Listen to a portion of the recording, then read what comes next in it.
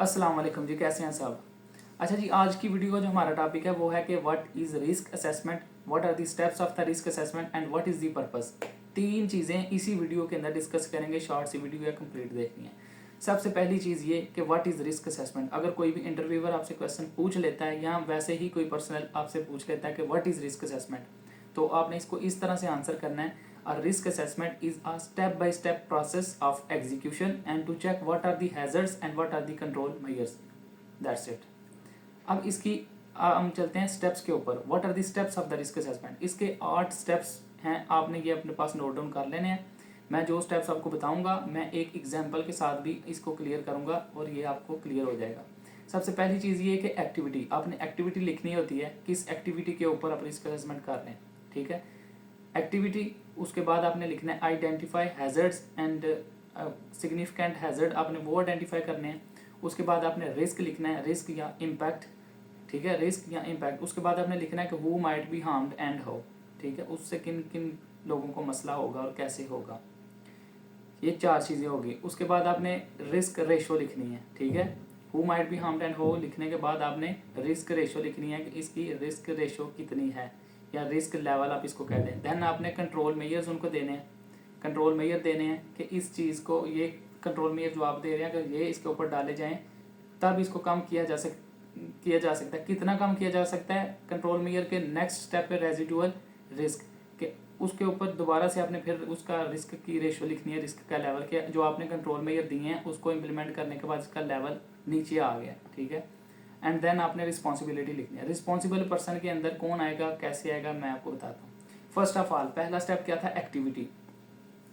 Activity के अंदर हमने डालना जी प्लानिंग ऑफ टास्क। एक्टिविटी के अंदर क्या आ गया, प्लानिंग ऑफ टास्क। अब अगला चीज क्या थी हमारी, सिग्निफिकेंट हैजर्ड आपने लिखने हैं। वो क्या था, नो कोऑर्डिनेशन।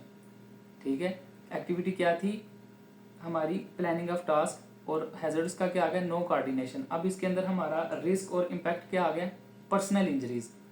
पर्सनल इंजरीज इसके अंदर हमारा है रिस्क या इम्पैक्ट।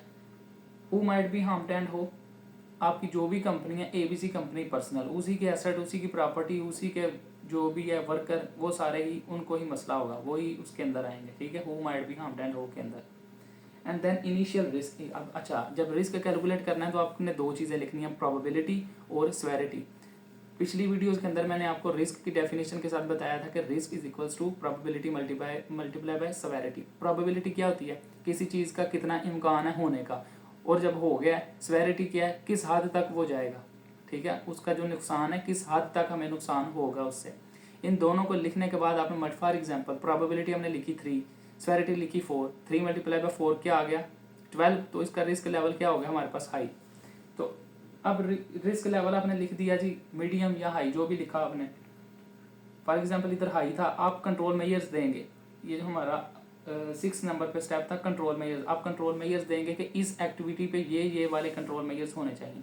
अब ये जो मैंने आपको एक्टिविटी बताई थी प्लानिंग ऑफ टास्क, इस पे कंट्रोल मेजर्स क्या बनते हैं कि ensure induction training, follow side safety rules, PP requirement should be complied. इस तरह के हर एक्टिविटी के अपने अपने कंट्रोल मेजर्स होते हैं। आपने रिस्क असेसमेंट में कंट्रोल मेजर्स देने हैं कि ये कंट्रोल मेजर्स हैं।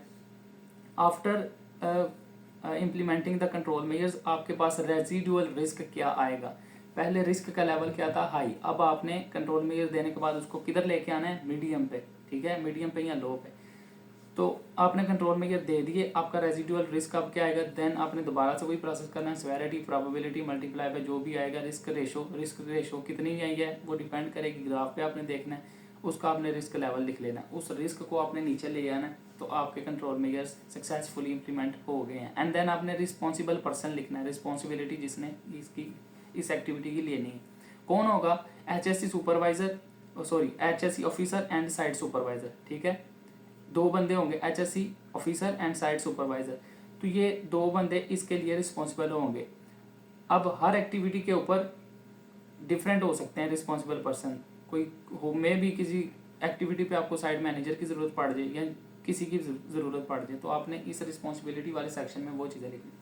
उम्मीद है समझ आ गई होगी। ये 8 स्टेप्स थे जो कि रिस्क असेसमेंट में होते हैं। अब नेक्स्ट पार्ट है हमारा का व्हाट इज़ द पर्पस, हम रिस्क असेसमेंट करते ही क्यों हैं। ठीक है, to prevent accident and injuries, to identifying the hazards and the control measures. ठीक है, एक्सीडेंट और इंजरी से बचने के लिए हम इसको आइडेंटिफाई करते हैं और कंट्रोल में ये पुट करते हैं।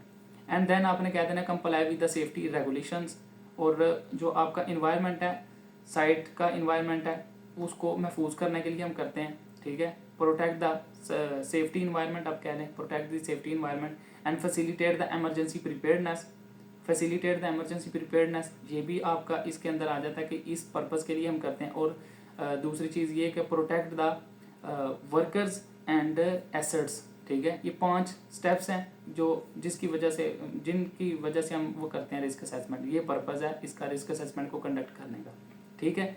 तो ये 3 चीज़ें हमने देखी, रिस्क असेसमेंट होती क्या है, स्टेप्स क्या हैं, एग्जाम्पल के साथ इसको देखा, और इसका पर्पज़ क्या है, रिस्क असेसमेंट हम करते ही क्यों हैं, ठीक है। ये 6 मिनट की वीडियो 6 मिनट से भी काम की बन गई है। वीडियो मुकम्मल देखनी है, वैसे देख ही ली होगी अब तक। अल्लाह हाफिज़।